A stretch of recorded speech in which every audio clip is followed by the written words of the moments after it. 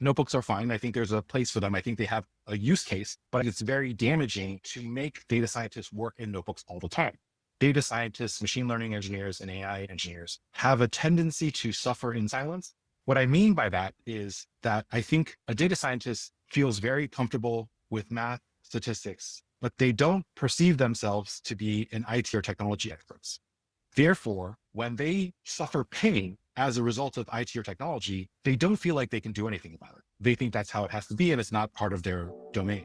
Welcome to ODSC's AI Podcast, your gateway to the latest in AI and data science. Whether you're an aspiring data scientist or a seasoned AI professional, we bring you insights from the best minds in the field, shaping the future of AI. This episode is sponsored by ODSC West, the premier AI Builders Conference, celebrating its 10th year this October 28th to 30th in San Francisco and virtually.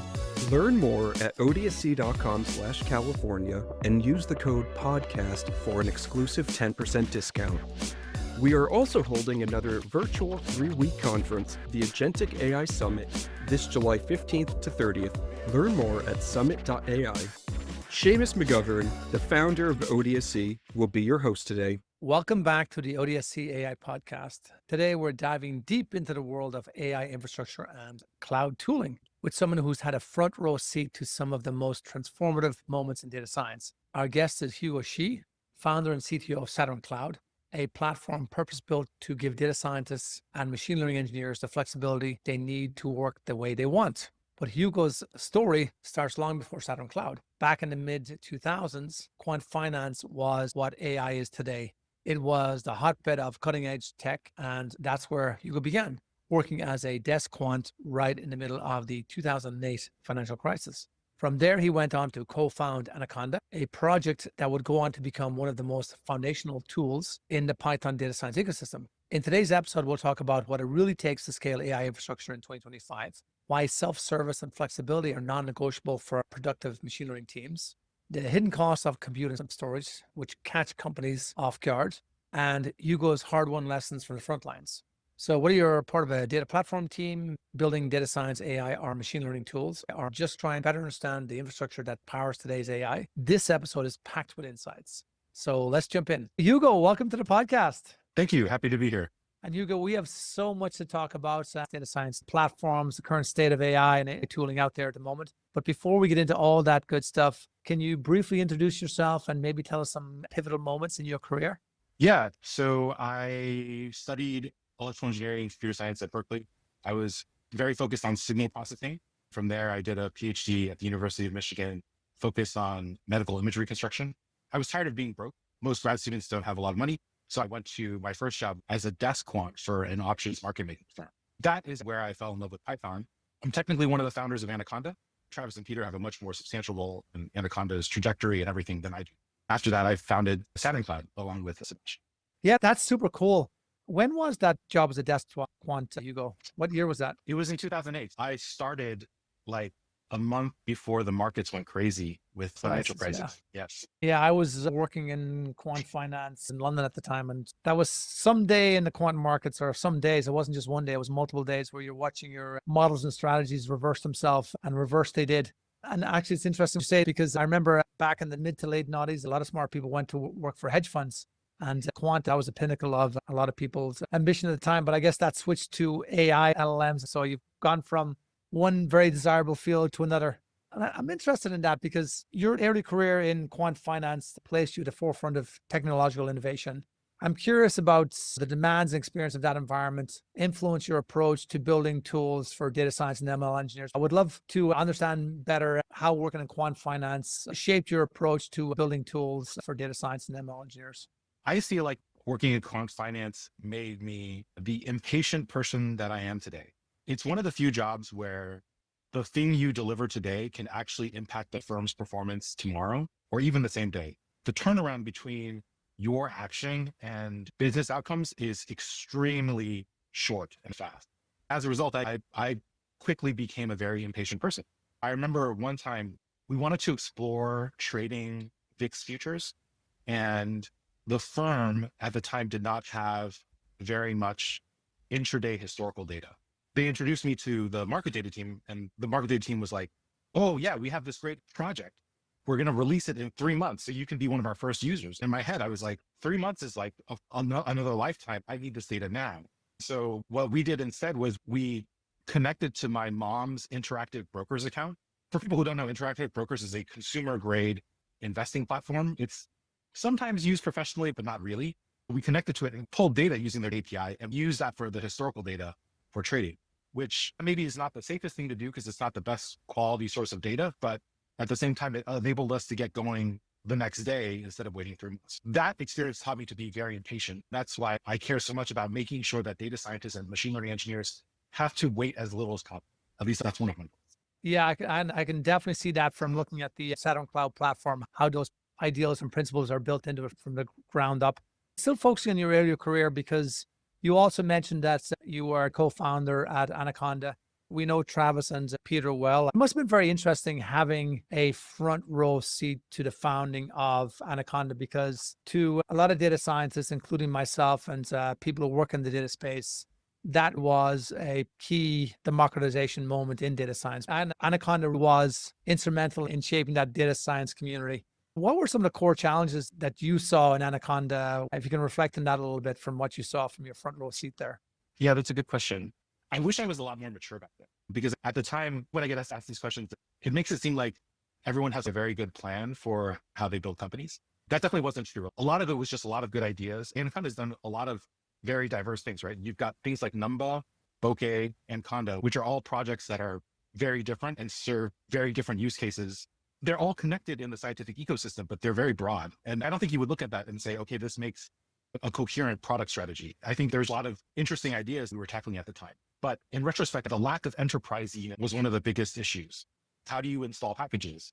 I remember when I was working for the options market making desk, I would often spend half my day setting up a new environment because you'd have to install NumPy and SciPy, and maybe you had the wrong Fortran compiler. After you built those libraries, you get linker errors and things like that. I think being able to install packages, specifically packages that have non-Python dependencies, things like HDF5 and other C++ libraries, and then going on to security and governance of packages, I think was a big gap that Anaconda was tackling and has since then made a lot of progress on. Recognizing the evolving challenges faced by data scientists and ML engineers must have been instrumental in co-founding Saturn Cloud in 2018. Can you give us some background about Saturn Cloud? What was the founding idea, the genesis of it? Yeah. But again, that well thought out. It wasn't that we sat there and said, okay, here's this grand picture, but I can describe what the starting principles were and how those evolved. I had seen many platform teams at different companies build similar platforms for their data science or quant team. To me, that's all wasted work, because what people build for their in-house research team isn't that different from organization to organization. That, I think, motivation. Jupyter had already taken off and was fairly popular and was just getting more and more popular. And then also there was much bigger need for people to leverage cloud hardware, specifically around GPUs and parallel compute. All three of those things were motivations for us to start the company. As these things go, you do something, and based on reactions from people, you make rapid shifts. When we started the company, we weren't nearly as enterprise focused. Since then, we've become very enterprise focused because that's who wants to talk to us the most. Thinking back to the ecosystem in 2018, it feels like it was yesterday, but it was 7 years ago. It was kind of a different environment. A lot of research was done locally. I think scalability was a challenge. There wasn't the focus on cost management and efficiency that there is today. Brian Granger and the other people really facilitated collaborative data science, but it also kind of highlighted the challenges because notebooks back then weren't as evolved as they are today. One of the takeaways I get from looking at these platforms is flexibility. If you can tell me a little bit about how Saturn Cloud positions itself. And for our listeners who are not familiar with Saturn Cloud, I would love if you can give a few minutes overview on the platform and what it does for its users. Yeah, Saturn Cloud is a machine learning and AI platform. Saturn Cloud manages compute resources for teams. There are three main types. You have the interactive development environment, a Jupyter server, but you can also SSH in and hook up PyCharm and VS Code or any other IDE that you would like. We have jobs. Jobs are things that run and then complete, oftentimes on a schedule. Saturn Cloud jobs are often used for productionizing ETL or model retraining. They're also used if I want to kick off 2,000 jobs to do a parameter scan.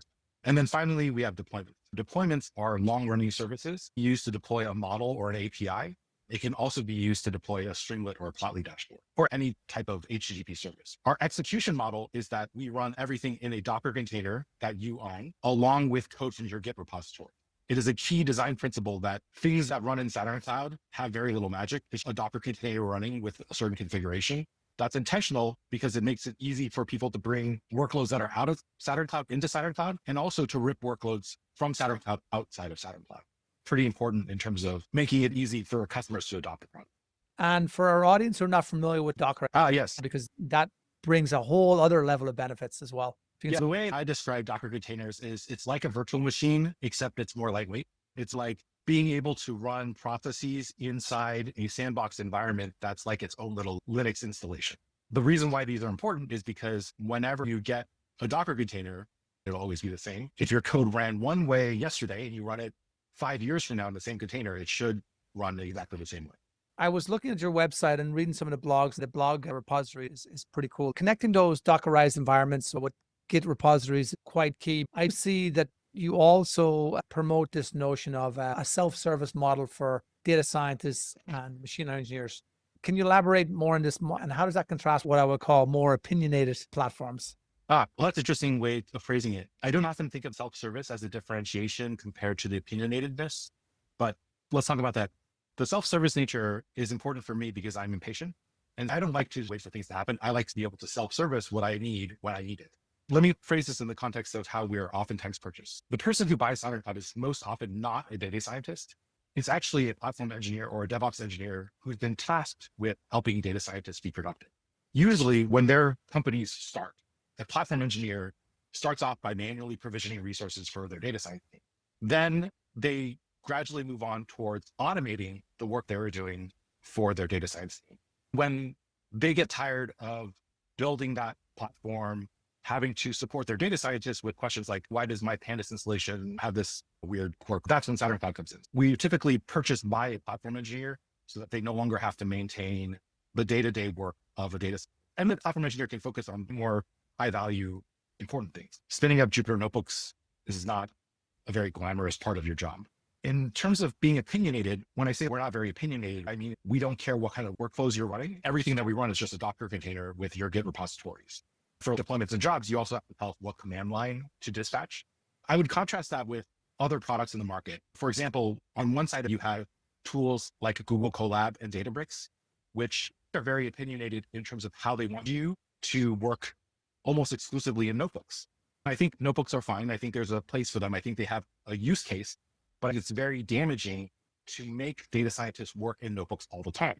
If someone has to spend all their time working in notebooks, they don't get to progress to modern IDEs, and they don't get to progress as a software engineer, which is important. It's important to move from writing code in a notebook to developing more complex applications that are split up into multiple source files with coherent organization. Modern are really good at catching your bugs before you have to embark on a 3-hour debug cycle.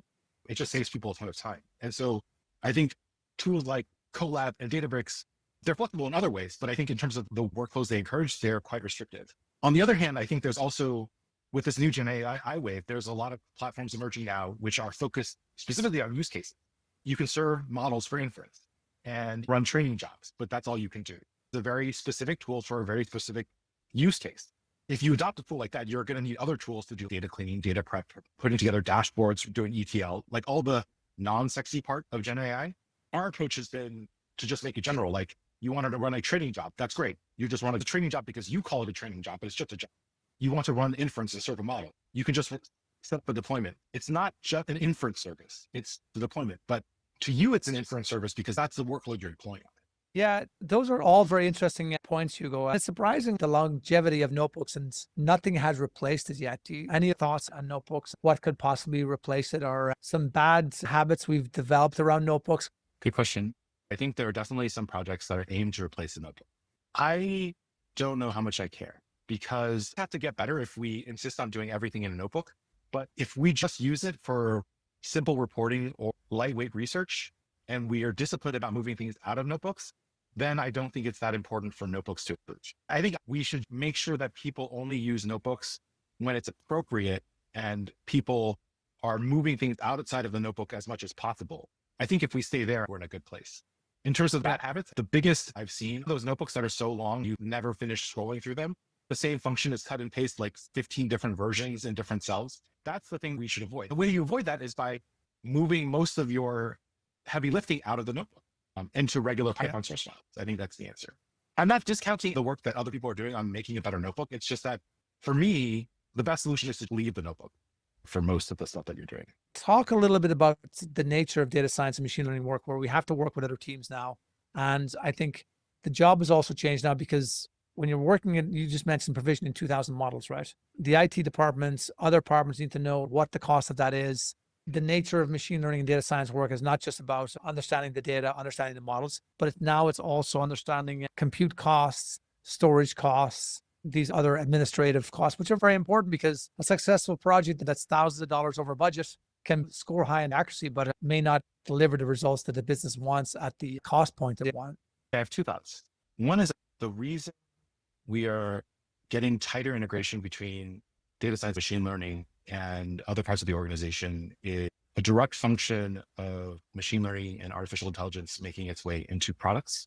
Earlier on the data science growth curve, machine learning wasn't being used in products as much. The data science research was mostly like, you get a question from the C-suite about where your advertising spend should be going, or help me understand my customer retention funnel.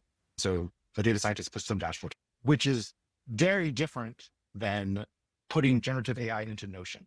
In one situation, the AI is just being used for reporting purposes. And the other situation, it's being used in the application. And if it's a one-off thing, the costs are less important. And they're probably also much less significant because it's just, an ad hoc analysis. And the reliability is way less important because you only have to produce the report once. As opposed to doing AI and ML for a product team, cost matters because those models are running for a very long time. Reliability becomes way more important because if it goes down, the product is negatively impacted. We can't solve all of those problems, but we try to help smooth the friction between the DSML team or the MLAI team and IT security. The way that we do that is Saturn Cloud kind of does what we would want the IT team to do. So when a data scientist wants a resource, it will spin up the resource in a secure way, along with all the cost reporting and cost controls that the IT team is going to need to troubleshoot and understand things in the future. The way we do that is that we install Saturn Cloud within the customer's VPC, oftentimes behind their VPN. We always recommend that people connect that to SSO. And then customers that want to can layer on their other security tooling. So things like having a transparent HTTP proxy or deploying intrusion detection and response tools like CrowdStrike, Falcon, or Orca Security. By setting up the environment the way the IT team wants, but with data scientists having the flexibility to provision however many machines they want, subject to the quotas that they're restricted to, I think that's how we sort of make peace between IT and data science. That makes a lot of sense, Hugo. A lot of interesting points you made there between security and other aspects of it. How do you view machine learning operations, ML ops right now? Because now we have LLM ops and the latest buzzword is agent ops. To be the ML engineering and data science team that owns that. I don't think any other team is going to understand the output of system tracking model drift and whether a response is warranted. If you're looking at model latency, model runtime, and model costs, the IT team can get involved. But for things like model drift and performance, the machine learning and AI team has to own that. Can you talk a little bit about costs, the hidden costs that are important for our audience to understand? I think there are three categories of costs that typically matter: compute, storage, and the network. The most important thing is to be able to attribute cost to people or projects. Without that attribution, there's nothing you can do. The nightmare scenarios where you have this huge AWS bill and you can attribute it to the company, but have no further granularity beyond that. Then there's very little you can do about it. I think it's important to be very disciplined about how you manage costs. If it's using AWS cost or whatever, then tagging everything appropriately. We have our own reporting, so that's how we handle it on our side. The tagging of resources is the first level of being able to manage costs effectively. Quotas are important, particularly when it comes to storage. For storage, for example, it's easy to attribute a cost to a user because usually it's their disk or whatever, but that's usually not enough to solve the problem because data is one of those things where like no one likes to delete it because you're always worried that you might accidentally delete something you might need in 5 months, even though you probably will never look at that thing again. Yeah. The way we typically solve that, it's not a great solution, but it tends to work, is that we help admins impose quotas on their users. So when they want to spin up the extra terabyte of disk, they'll have to delete something first.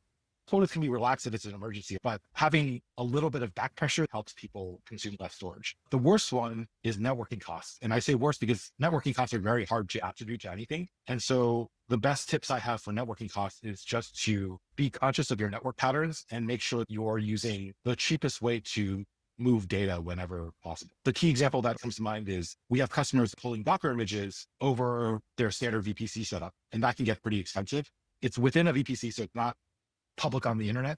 So all the traffic is going through a NAT gateway. The NAT gateway charges add up. If you go ahead and you put a VPC endpoint in there, you don't have to pay any of those NAT gateway charges. Making sure your network is set up so that you're not paying extra charges for network traffic is the best policy there. Just having a very good setup, and then you shouldn't have to worry about it after that. Yeah, I think those are some excellent points, Hugo.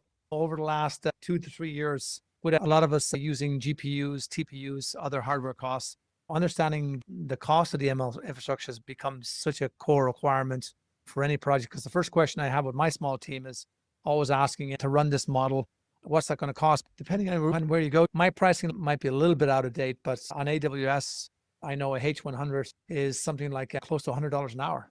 Yes. And sometimes I've come in the Monday morning, I'm like, we just spent over $1,000 on a GPU that we're not fully leveraging. Yeah, if we can talk about the escalating cost of machine learning and data science and AI infrastructure, if you don't mind. Yes. I'm very excited to talk about this because I'm a huge fan of the new AI clouds that have come on the market. When I talk about AI clouds, I'm talking about GPU-focused clouds. A couple examples of those are Nebius, CoreWeave, Crusoe, Vulture, RunPod, for example. Contrasting that with the hyperscaler. The hyperscalers I'm defining as AWS, GCP, Azure, and as well. And it's really interesting because the GPU clouds, I think most of them evolved out of being crypto mining operations. These companies are really good at managing GPUs. And when crypto went down, they pivoted into supplying GPUs for AI. Getting the latest GPUs on AWS, for example, is oftentimes very different. So these are like even A100s, H100s, you often can't get them without 1 to 3 year reservation. When I say 1 to 3 year reservations, I mean, you are paying for the machine for an entire year, 24/7. Right. So it's very inefficient. They have a new thing called capacity blocks. So you can schedule time allocations, but that's also cumbersome. The great thing about these GPU clouds is that they have much greater availability of GPUs.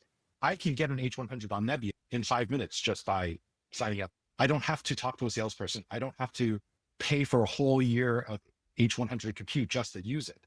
In addition, their on-demand rates are much better. So AWS, I think you mentioned it's about $100 an hour. That's for an 8-way, that's the top line, H100 system. If you break it down per GPU, it's like $11 an hour. Yeah, I think even cheaper. I think 9 per, yeah. But on Nebius, an H100 is $295. Big difference. It's a huge difference. I think that's the first thing everyone should think about is trying to, and I wouldn't suggest that you move to an AI cloud because you're not going to get a replacement for Redshift on one of these AI clouds. They're focused on GPU workloads. Yeah, and that's a kind of pushback. It's cheaper, but the integration costs are higher. Do you agree with that? No, I don't think the integration costs are high. I think it's just a matter of pulling the other cloud into your VPN and then possibly mirroring some of your S3 data on their side, and that's it.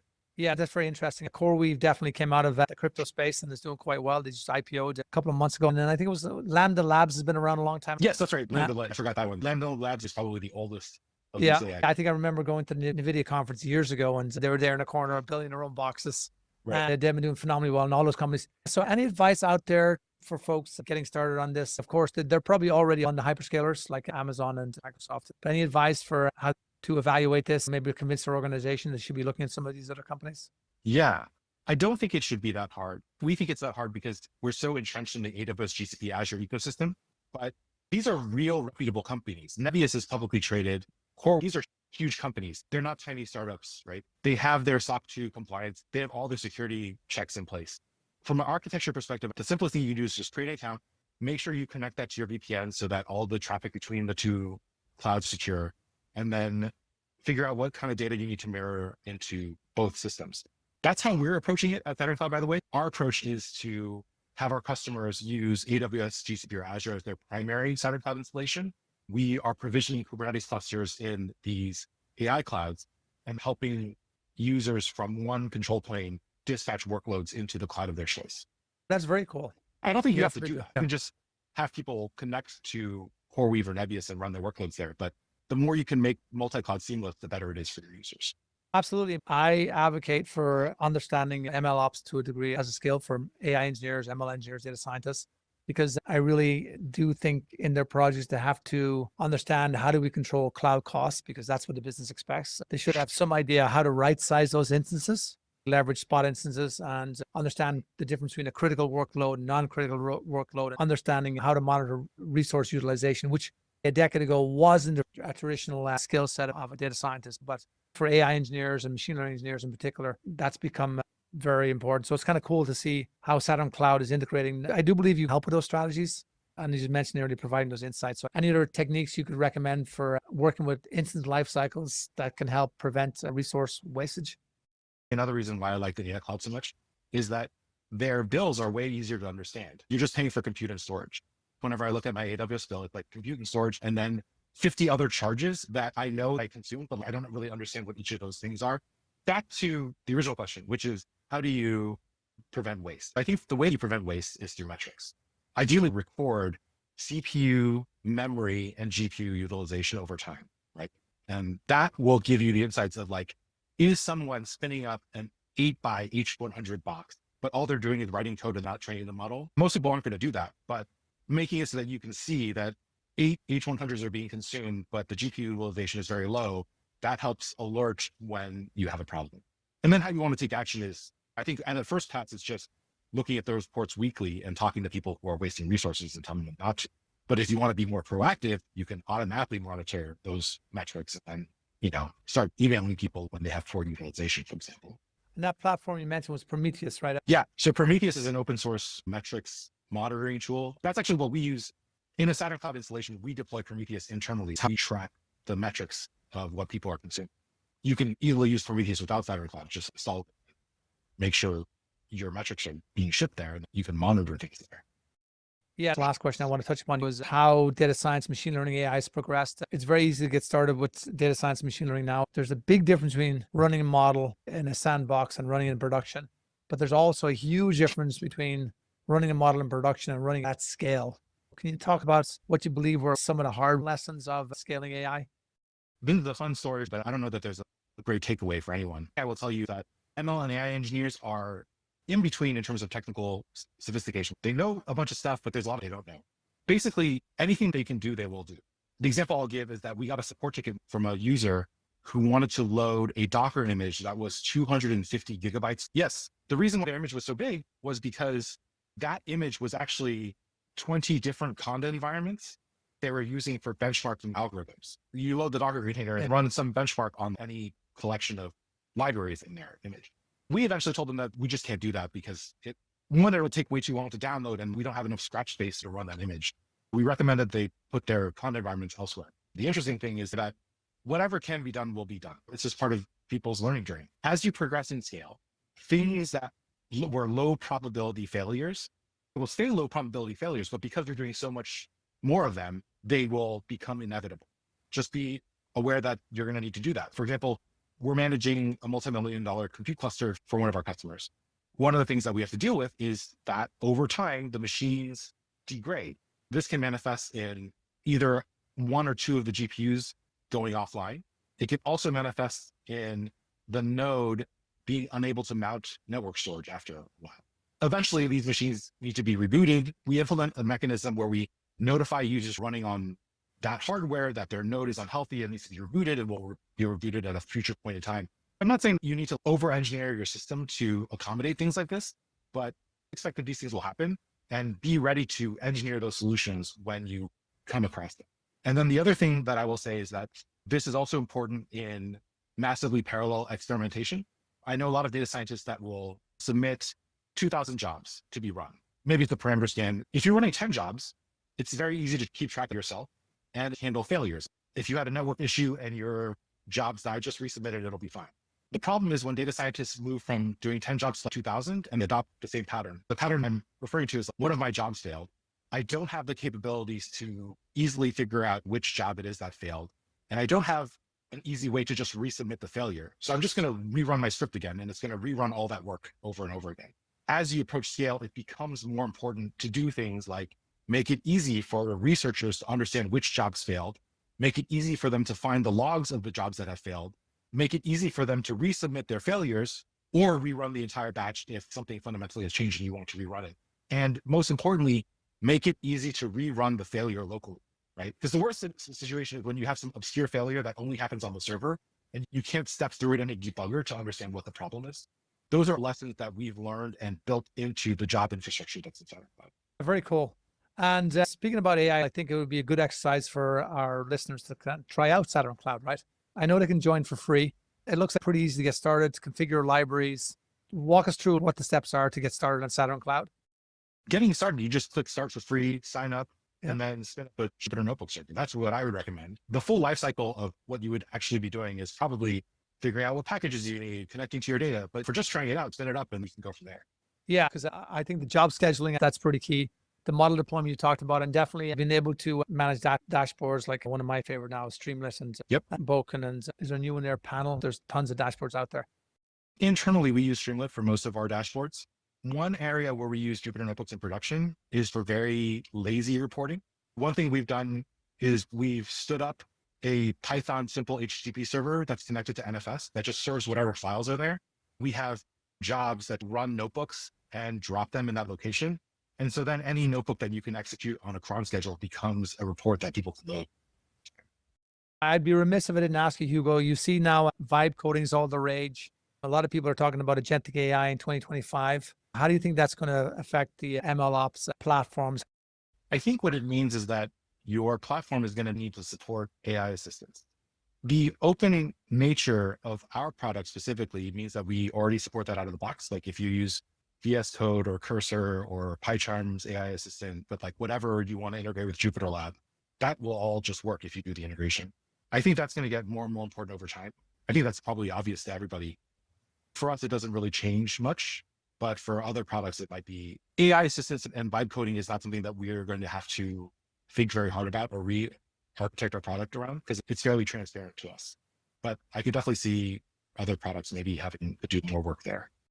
Yeah, and one final question to wrap up. You've seen a lot over your career. What would be one bad habit you would like to see changed? Okay, this particular thread is something we've thought about for a while. I think data scientists, machine learning engineers, and AI engineers have a tendency to suffer in silence. What I mean by that is that I think a data scientist feels very comfortable with math, statistics, but they don't perceive themselves to be an IT or technology experts. Therefore, when they suffer pain as a result of IT or technology, they don't feel like they can do anything about it. They think that's how it has to be, and it's not part of their domain. There's two primary reasons I know this. We've done a number of state of AI interviews with various data scientists, machine learning, and AI practitioners in the industry. A very common theme is that people are not happy with how they're working. When we ask them why they don't make changes or ask someone to change it, they just sort of shrug their shoulders and be like, well, that's just, they just sort of accept that that's their life. The other reason is that our users are AI, ML, and data scientists, but the person purchasing us is often not that profile. Someone on the technology side feels empowered to solve the technology problem, but someone on the AI, ML, DS side doesn't feel like they're overstepped their bounds if they do that. I think that's what I would like to change. I would like to see more ML AI practitioners not suffer in silence and advocate for themselves for what they need, even if they're not technology experts. They can make their requests to the technology team. The technology team should help them. No, I think that's great insight. I can definitely relate to that because even earlier in my career, when I was a much more active coder, I would suffer around just the provisioning of instances, trying to figure out my local environments, my cloud environments. And because I'm supposed to be an engineer and a problem solver, I should be able to fix this. Mind you, this is the age before we had LLMs and stuff like that to go do it. My boss would ask me, well, what you spend the whole day on? And you're always embarrassed to say, well, I spend my whole day trying to figure out different versions of interdependencies. And you're almost embarrassed to tell them that. So I think that's a great one to end in, Hugo. How can people follow your work, keep up with Saturn Cloud, what's going on there? We'll include in the show notes some links to Saturn Cloud, to your blogs and other things like that. Yeah. I think LinkedIn is where we're the most active. You can follow me and Saturn Cloud on LinkedIn, and that's probably the best place. We're not as active on Twitter or X. Excellent. Well, Hugo, this has been an education. Thanks for the great insight. Thanks for sharing your journey. Really enjoyed it. I hope to see you at one of these ODSC conferences and to meet you in person. Sounds great. And thank you for participating in this interview with me. I had a really good time. Thank you very much. I really enjoyed it, Hugo. Lots of great insights. Thank you so much, and we'll see you again. Your engagement directly contributes to the growth and success of our community. Please subscribe now and don't miss out on the next enlightening episode. This episode is sponsored by ODSC West, the premier AI Builders Conference celebrating its 10th year this October 28th to 30th in San Francisco and virtually. Learn more at odsc.com/California and use the code PODCAST for an exclusive 10% discount. Supporting our podcast by subscribing not only helps our small dedicated team at ODSC, but also unlocks exclusive benefits for you.